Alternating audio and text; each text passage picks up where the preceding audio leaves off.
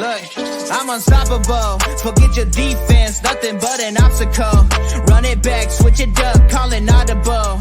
Serving up them Hail Marys till the game over with the showstopper. So hot, you gotta blow on it. I said I'll huff and I'll puff and I'll pass to my left while I'm looking to my right. Hit him right in the chest. It be looking like magic. Better give me the throne. I ain't talking about Patrick, but I rep my home. I'm never at the end of my zone. I'm bad to the bone. Eating up these pig skins like they chicharrones. And you a douche cabron. Mira, mira at the mirror on the wall. I'm the greatest of them all. They gon' put me in the hall. Your name is only written in a bathroom stall. Quit your stalling and make a play. My drive too long. Pop the clutch. I don't pump the brakes. I know what it takes to gain the muscle, get rugged. These butterfingers be fumbling. Squash the scrimmage and rub it in Robitussin. How I give them concussion. They see in double. They rushing and pass the shovel. The dirt and rubble. I bury them under it. Stay in your huddle and get 10 yards back. Never turn your back. I'ma pull your flag. I go full contact. Out punch, out kick like a shotgun. You know what? I have to say, shout out to Matt Briggs, founder of the Fan Battle Sports Network, for redoing that intro, because I like that now. You know, it's just no more of that playoffs nonsense. It's a lot better. I like it. It's much better. It's just like it speaks to my soul a little bit more, you know? Especially the Pat McAfee intro. The Pat McAfee intro is undefeated. Like, let's just get that out the way now. Like, that is probably one of the best draft owns in history. I mean, outside of him and who is that? Reggie Wayne? Not Reggie Wayne. Well, the Reggie Wayne one was legendary. I think it was that exact same draft, the one where the old kicker from Philly, and then he called out Cowboys fans. He's like, Cowboys fans. It's just like the last time that you guys went to the Super Bowl. Yeah, I think Jay Philly. Yep. And he was like, the last time that you went to the Super Bowl, none of these draft prospects were even born. So I don't want. I was just like, oh, okay, that's that's hilarious. Oh, that's a good one. That's a good one. We should have added that one. Yes. So that was actually pretty dope. So yes. And as a matter of fact, you know what? We're actually gonna get started because we wanna make sure we cover all of Chris Ballard's bargain binnery. So yeah. So we are. Give me 1 second.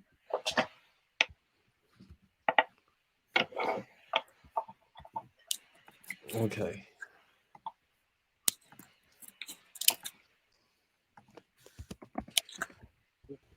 All right, one moment, just making sure I get a couple of pieces together, because I do want to make sure that we are, or everybody's aware, that we now have the Fan Battle website, which is up, which we definitely want to make sure that we're highlighting. That's where you can go for everything Fan Battle related, where you'll be able to see all the Fan Battle pages for the Colts. You'll see them for the Jaguars, Titans, Texans. I know you don't want to see those other three, but you know what? I got to go ahead and say it because, you know, they just happen to be there. Okay, they're like the redheaded stepchild, unless you're Chris Remington, in which case, you know, you're the old guy that you can't put in the nursing home yet. But that's neither here nor there. So what we're going to do is we're just going to go ahead and get started. Welcome to the Horseshoe Mob Podcast, where we're bringing to you everything Colts related, all the news, all the analysis, everything that you need to stay in the know. And yeah, we're just happy to be back. But I would be remiss if I didn't mention the guys. I'm only a small part. These two, they're the creme de la creme. You're. So to get started, we're gonna go ahead. Let's just go in with, you know, the former name order. We have with us Josh Senior. What's good, everybody? What's good? We have with us Austin Cook, Mr. Silent on himself. Hey, what's up? I'm Austin. You know what? I gotta add something to that. Austin is becoming a troll. I think he's becoming Mike on the cool. He's becoming like, yeah, on the cool. He's becoming Mike Testament. Yeah. You know, he slick with it. You can't spell Austin's on a roll without troll. So I think that makes sense. That makes perfect sense. So yeah.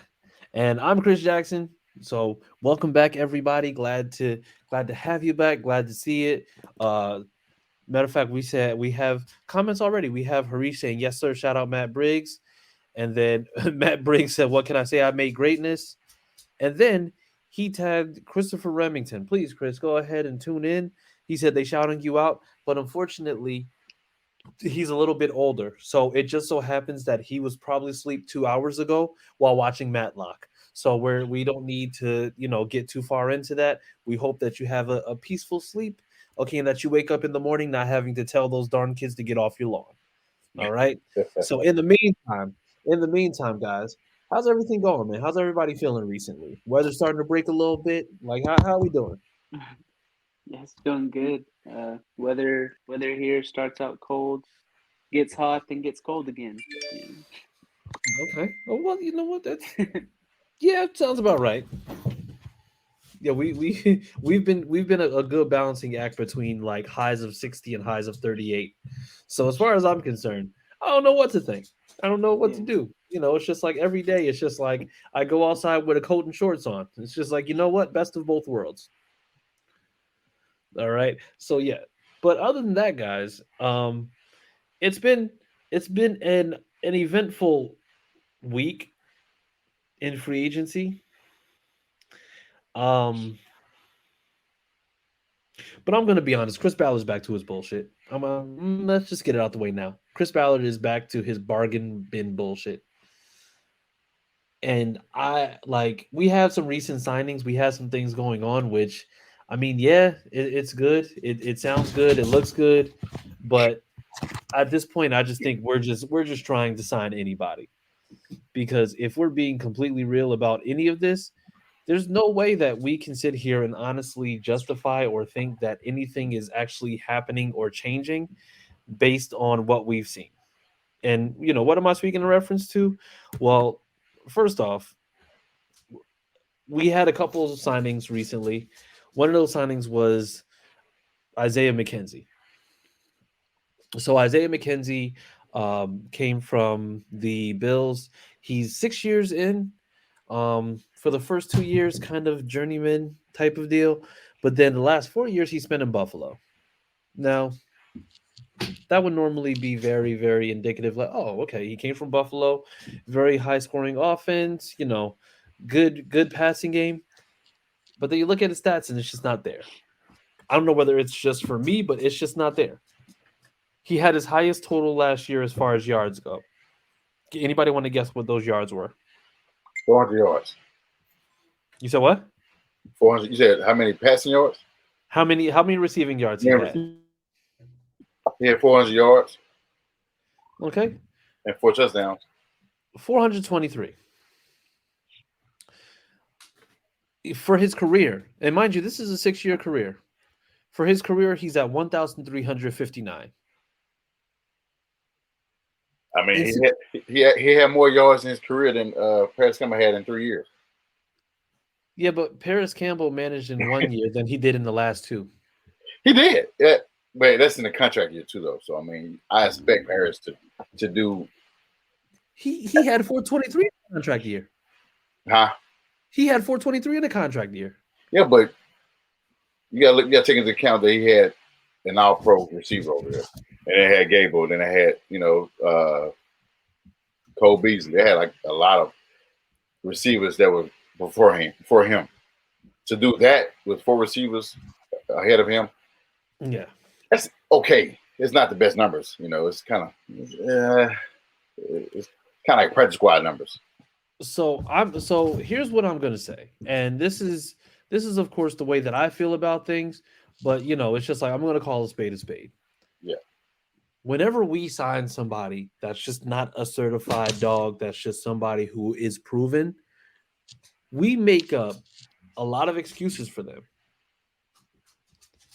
We come up with these scenarios where we're saying, oh, he's going to be good because he's coming from this team. And if he would have had this, he would have been that. When in reality, he's been fighting to break through on that wide receivers squad And mind you, you had Cole Beasley. Cole Beasley was hurt on and off for the last few years in Buffalo. Last year, he wasn't on the roster at all. So you had the opportunity to go ahead and solidify yourself as a slot receiver, and you didn't. He's had those chances for the last 4 years. So the thing is, when he ends up getting 200 more yards than he did on any given time, then the issue that I then have is that you're not showing or you're not proving that he is the missing piece that we need. Well, he's not the missing piece. I mean, I'm not making a big deal of it. It was a depth signing.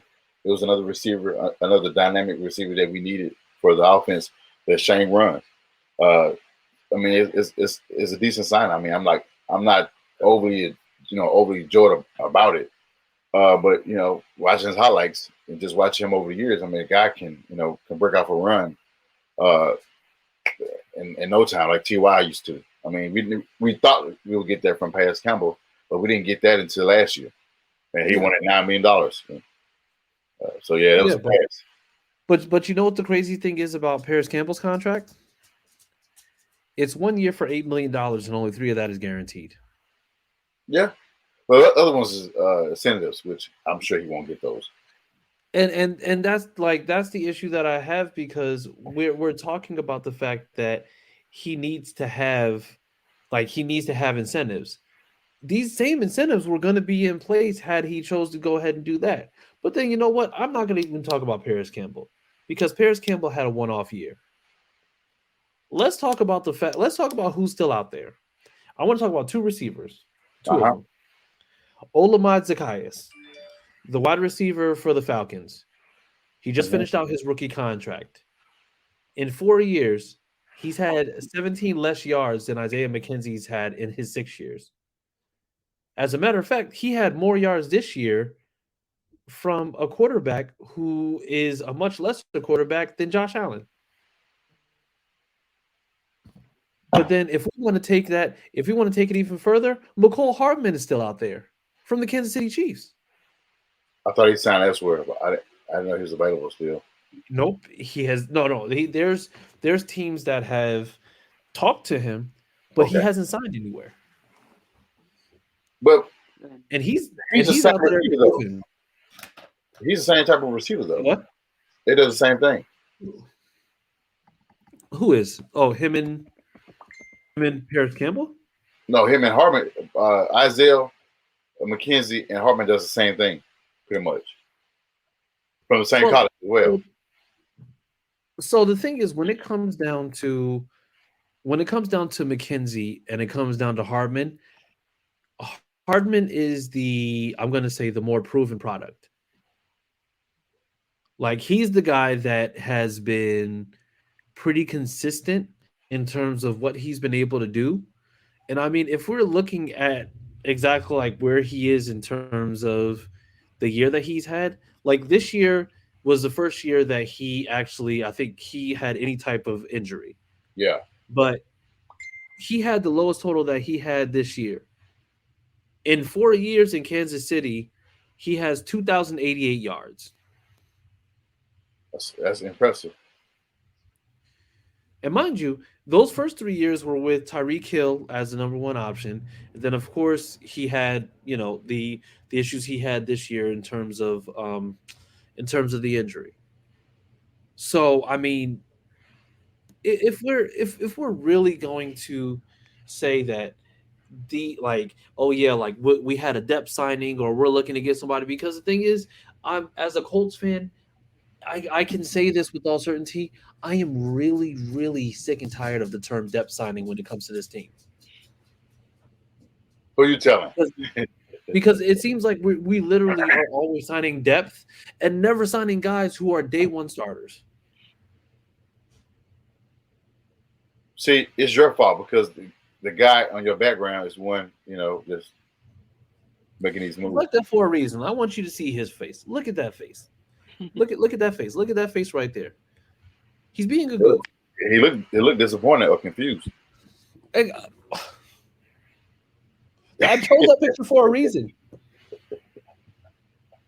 But I mean, you know what? I'm not gonna rant. I feel like I'm ranting. But what do you guys think? What do you guys think about this signing? Because you know what I think about it. I need to know what you guys are thinking. Personally, I like it. I understand he's not really moving moving us forward. Uh, he's a different type of receiver than Chris Ballard usually signs. He's smaller, but also has good speed. I think he has like the size to be a good slot receiver and the speed to be a good slot receiver, and it could be a really good signing. But it's also a risk because he hasn't proven that he can be a really good slot receiver. Yeah. I think also if you look at his numbers and you say he's been in the league for 6 years, but he was also like just a special teams, kick returner, punt returner for a while, and he didn't really get a chance to be that like an actual receiver until like last year. So it's hard to really judge his numbers accurately, but I mean, you could also look at that as he's not good enough to be like out there on the field except for special teams. You can look at it any way. I'm choosing to be optimistic for now. We'll see how it goes though. I'm glad you are. Somebody has to be. What about you, Josh? What about you? Because I, I I look at it. I look at it. Same way as Austin. Looking at it. When we drafted T.Y. Hilton with fifth round, 2012. He was mainly what? Special teams. Until a couple guys got hurt, and he was able to. They made him a starter. That number, he was a wide receiver 2 outside of Reggie Wayne, and so he broke into that offensive role. I'm not saying Isaiah's going to do the same thing. I'm just saying the fact that he's a damn good punt returner, kickoff returner. You turn on the tape, you can see he's hitting the holes and he's taking to the house. So he can be used in any different ways. I mean, like the Chiefs used Hartman in many different ways. He had more usage in a short period of time than Isaiah has. I mean, he got arguably one of the better quarterbacks in the league than Josh. Not saying that Josh is not looking at Isaiah, but maybe Isaiah didn't have those opportunities to get his name called in the first 5 years in Buffalo. Or then he also played for the Broncos, right? Yeah, play for the Broncos. Yep. And he had the same type of role. He had the same type of role as far as being, special team. So maybe Ballard looking at, Ballard just this guy, this GM that he wants to find a diamond in the rough. He wants to turn this guy and say, hey, okay, I signed up for 1 year. I signed up to a 1 year deal. Now I'm going to make him a slot full time, and I'm going to give him the targets. I'm going to give him more targets than he had in the previous years. And if he does well, he's going to say, hey, look what I did. This is what I did. I'm a genius. This is what he's doing. That's what he did with Audrey. Audrey turned out to be Audrey turned out to be great now. That's what he's actually doing. That's what he's doing with. It's a small sign. I'm not. I guess it's not a need a move signing. It's just a signing that had the potential to be good with Shane Steichen's offense. You know what? It's crazy because there's so many different angles, and I'm just thinking about the team as is because we're talking about receivers. Alec Pierce had more receiving yards than he did last year. And you're getting a guy that you're going to get to come in that is going to have to vie for a spot as a third receiver. Now, call me crazy, but there's a certain guy out there by the name of DeAndre Hopkins where we've seen wide receivers go for picks. We have numerous picks. We saw Brandon Cooks go for a fifth round and like a fourth the following year. Now, mind you, if we get DeAndre Hopkins, let's just say hypothetically, we get DeAndre Hopkins for a third round pick, who is going to fight that? Nobody. Especially when for the fact that you're a rookie coming in. Oh, go ahead. There are several Colts fans that would fight any signing that we make. Right. There's just always somebody that has something negative to say about everything. Find me somebody who would be against trading a 3rd-round pick for DeAndre Hopkins. Well, let it And happen, and I'll show it to The you. issue with me is asking Arizona to take half of the $18 million contract he's owed. But that's the thing. They're shopping him. They are, but I mean, we have to negotiate on how, because they stop him and they ask for 2 seconds or a second and third or whatever. They're probably getting rid of the contract as well, possibly, and that's 18 million cap right there headed back to us, which is all the cap that we have left. Yeah, and you know what? At the end of the day, Ryan Kelly is still out there on the trade block. Yeah, You send Ryan Kelly in a pick. What is the issue? The penalty's offset. Well, I guess Kenny Moore as well. You add Kenny Moore in that too. I mean, now that we don't have Gilmore, I think I'm a little bit more reluctant to say that we should trade him away, because we could trade him away, but then we have Isaiah Rodgers and some other guys there. But back to Isaiah McKenzie, now that we're talking about cornerbacks, we keep on talking about kick return and punt return, but do you guys forget about Dallas Flowers? He was a rookie. He's a rookie. I mean, we're gonna put our eggs in our basket on him. He's a baller. So let me tell you like this, right? He's a rookie. He's a rookie. And that single-handedly in numerous games put us in position to be either in the red zone or be on the opponent's side of the field. I think at one point, once he was the full-time returner, I think he had the most return yards, I think, in the league at one point. I could be wrong, but I was pretty sure that he had the most return yards in the league at that particular time when he was returning. So why we're saying I still take Isaiah over him, because Isaiah has a background of that. I'm not saying Dallas Flowers can't do it, but I mean, I would definitely take Isaiah and then punt return or kickoff return any day. You know what? I don't like the fact that we're falling into, because and I could be wrong, but I feel like this fan base is so hell-bent on signing people that we'll just take anything. No, I will not take him. I think so, because the thing is, it's just like the way that people were jumping up and down for Isaiah McKenzie. Like, Isaiah McKenzie is a slightly faster but shorter version of Zach Pascal. It's the potential they're excited about. They're seeing him in the run game. They're seeing him in the passing game, crossing routes. They're seeing how he can be used. I think they're thinking of him as like a Naheem Hines more than. And that's fair. But one thing that I want to say that I do want to kind of harp on is the fact that we're talking about potential, and he's 27. If the potential and all that was already there, he would have been signed. I mean, other teams. I mean, if you look around the league. I mean, other teams. Even Titans. The Texans want. Texas fans say they want him as well. So, and the Titans don't have a quarterback. They would have had him and Malik Willis throwing to him. Yeah, absolutely. Well, I mean, they still got Ryan Tannehill, and Oh no, it's a petition for him. Have you heard about the petition for Ryan Tannehill? Yes, they signed a petition on Twitter to get him out of it. They want him cut.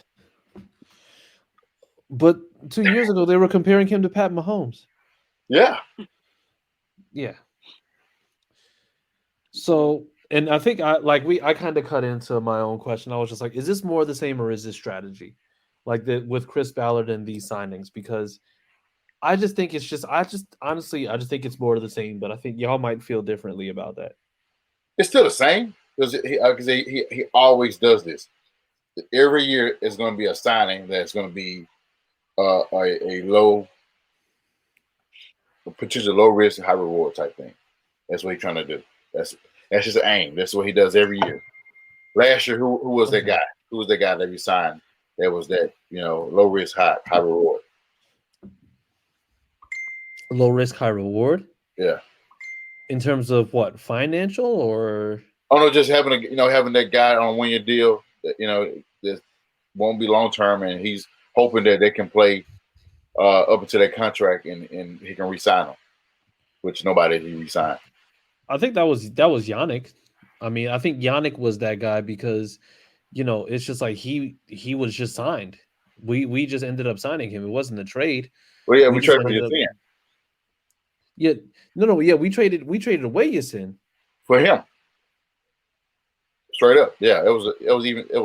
We traded. Yeah, we traded Yasin for Yannick Ngakwe. It's not even trade, but they took it.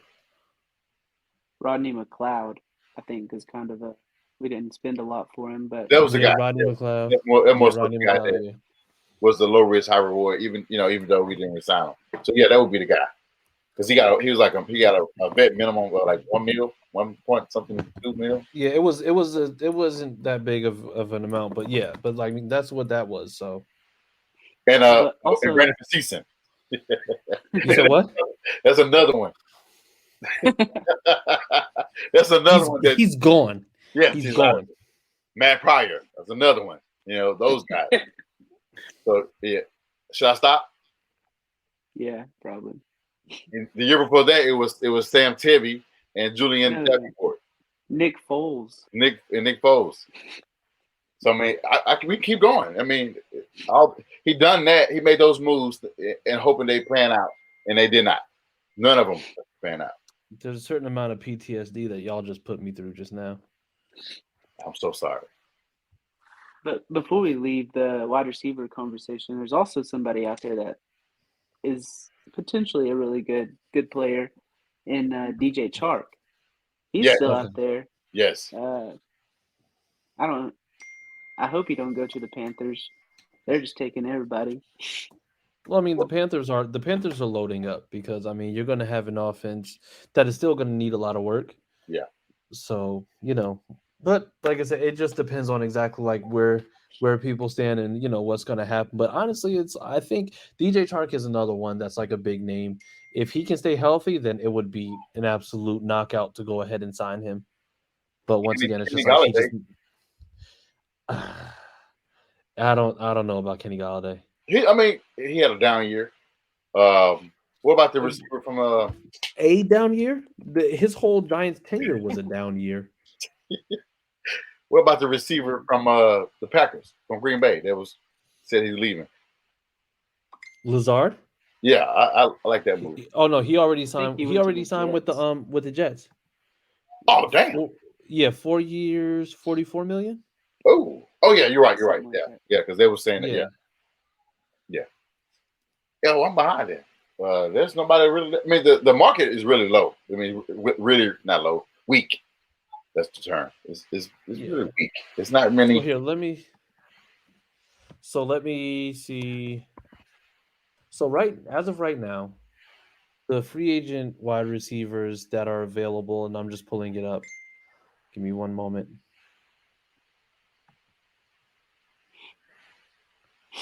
It's pretty thin and weak. So the thing is, it's not that it's thin, but it's getting players that for a fact that you'll be able to actually work with and do something with. Now, of course, right now it doesn't seem like all that glorified, but I mean, it's just like I'm going to say you probably have a handful of guys that you can bring in and they'll be day one starters. But the thing is, we're trying to convince ourselves that we need depth.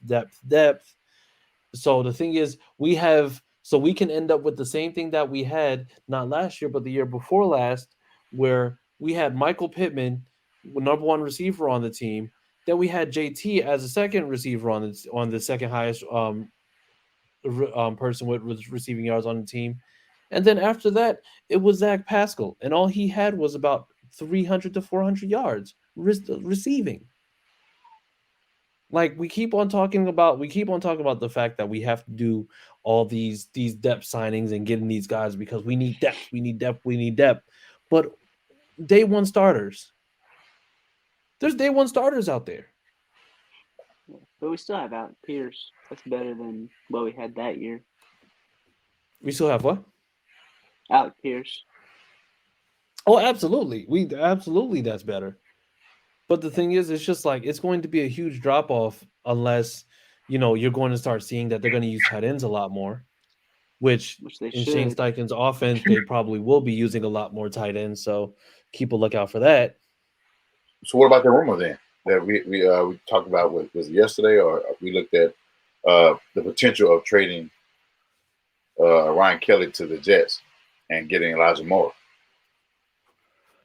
I think that's better because Elijah Moore in that rookie year that he had, because mind you, this was his second year. Yeah, So in the rookie year that he had, I think he was either close to or actually ended up getting over 1,000 yards or even close to it. I could be wrong though. And he was doing that with Zach Wilson. Oh no, my bad. No. So he had 27 games played between last season and his first season. He had 11 games played his first season. So as a matter of fact, he's at 984 yards as of right now yeah. for those 2 years. Now, I'm going to do the Colts game because I'm going to do what Colts fans like to do, where we justify why things aren't what they seem based on what you see. And he does have Zach Wilson playing for him. It's a crap line. The offense literally has no emphasis on it. And then he's playing behind Garrett Wilson, who absolutely was just going and having a great year. So, I Also, mean, if they we're didn't being really play honest, him a lot. no, they didn't. That's why it's just like he was asking for a trade because of the fact they weren't playing him a lot. Yeah. But I mean, you get I don't him, understand why. and mind you, he's a speedy guy who's, like I said, a smaller guy that might be able to do things. I mean, it seems like Ryan Kelly for Elijah Moore would be a home run in that case. Because I mean, let's just be honest, Ryan Kelly, I think his best days are behind him. But then we got to get a center. We gonna draft one. Yeah, I think we're probably overlooking everything because we got like 9 picks. I have a feeling that he's going to draft a receiver anyway. That's my take. And so yeah. I don't want to look too much into the signing of Isaiah McKenzie because he could very well draft a receiver between the second and third round, the second and fourth. Cedric Tillman Who's that? played for Tennessee. I hope I figured that. I asked a dumb question just because.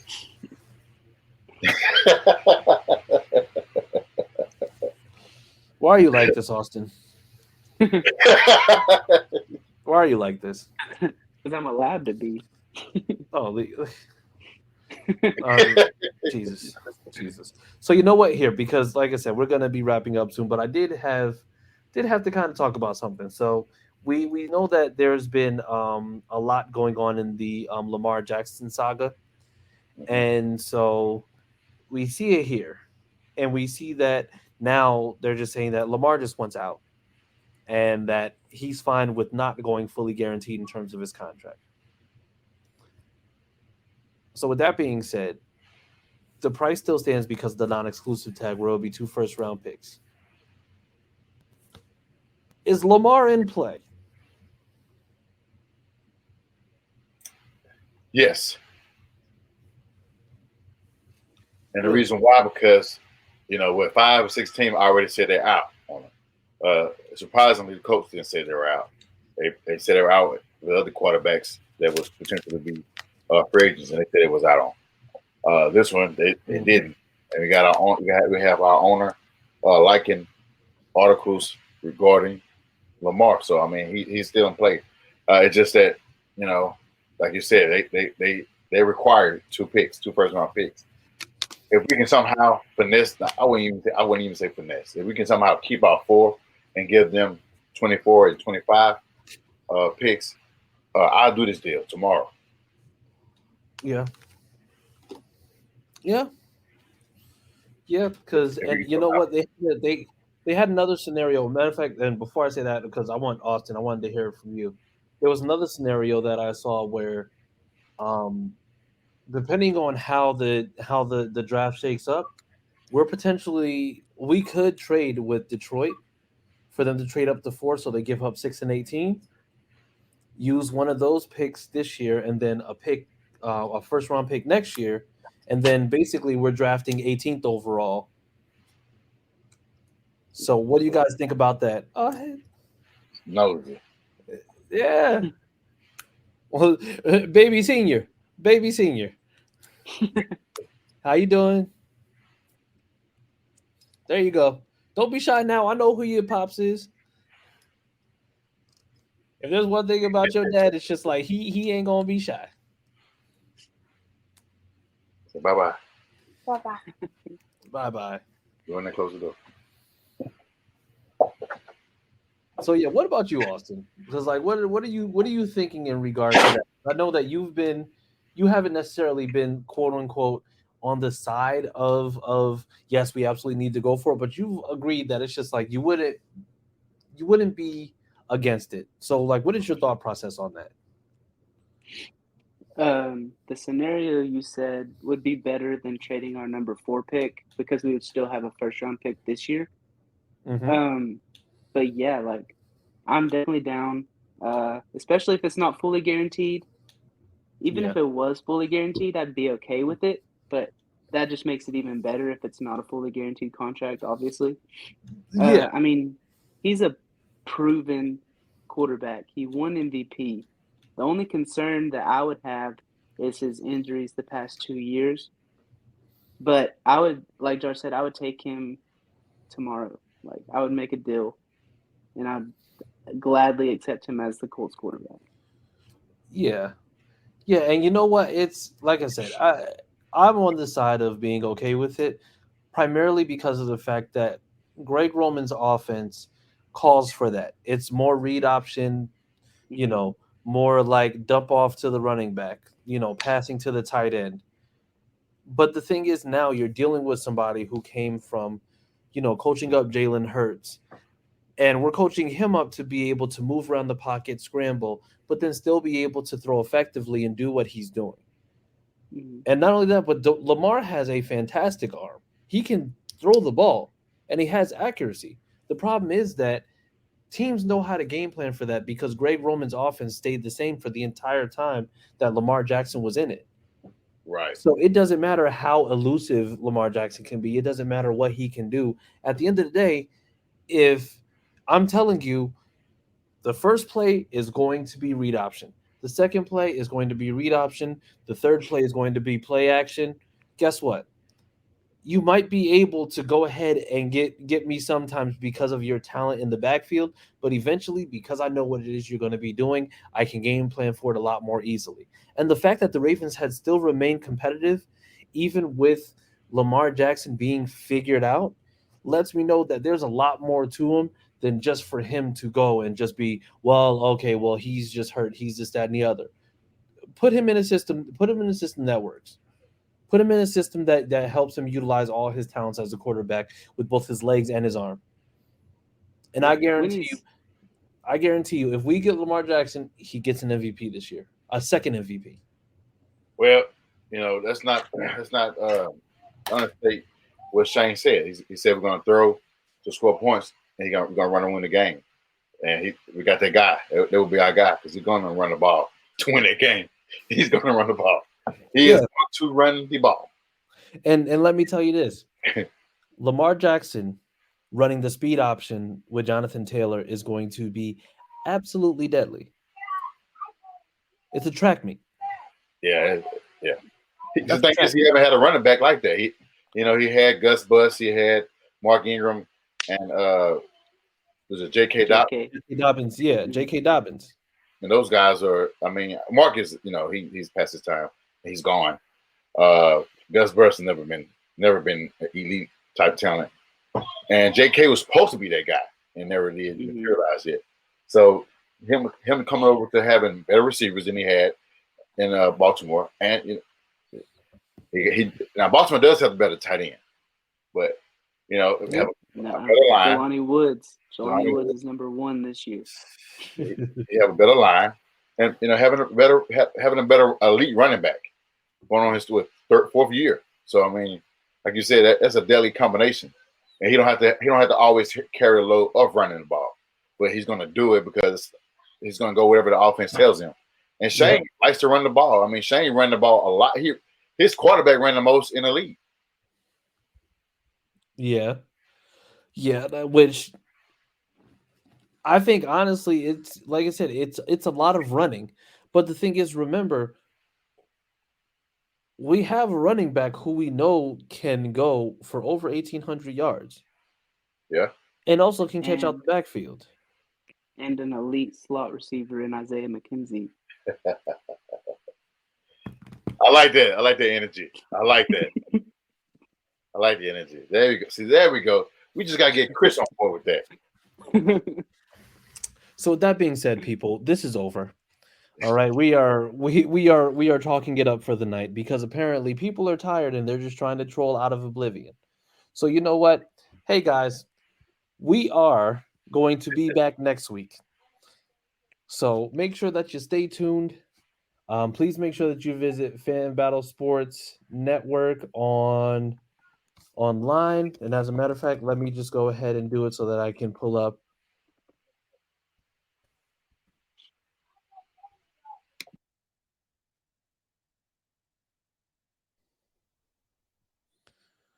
Yep. So make sure that you go to fanbattlesports.com. That's fanbattlesports.com. And so that you can go on, subscribe, like, you can see past broadcasts. You'll be able to see everything that we have on there to offer.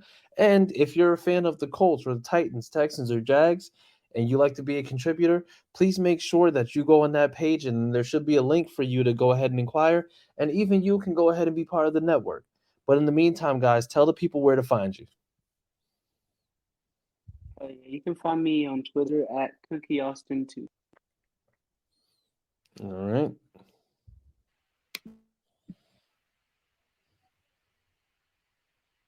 Stop it, man. All good. Don't All do good. it. There you go. All good. See, that's growth. Exactly. Development, evolution, as you may call it. And you can find me on Twitter. I am Justin. All right. You can find me at CJ Colts fan. Make sure that you're following us at horseshoe_mob. That's horseshoe one word _mob on Twitter. Make sure that you go to the Facebook page, the Horseshoe Mob podcast page. And yeah, so other than that, people, have a great rest of your week. Enjoy the weather. If the weather's not good where you're at, then enjoy the inside. Okay? So you'll be all good. But hey, listen, I'd be remiss if I didn't mention that Sam loves Jalen Ramsey.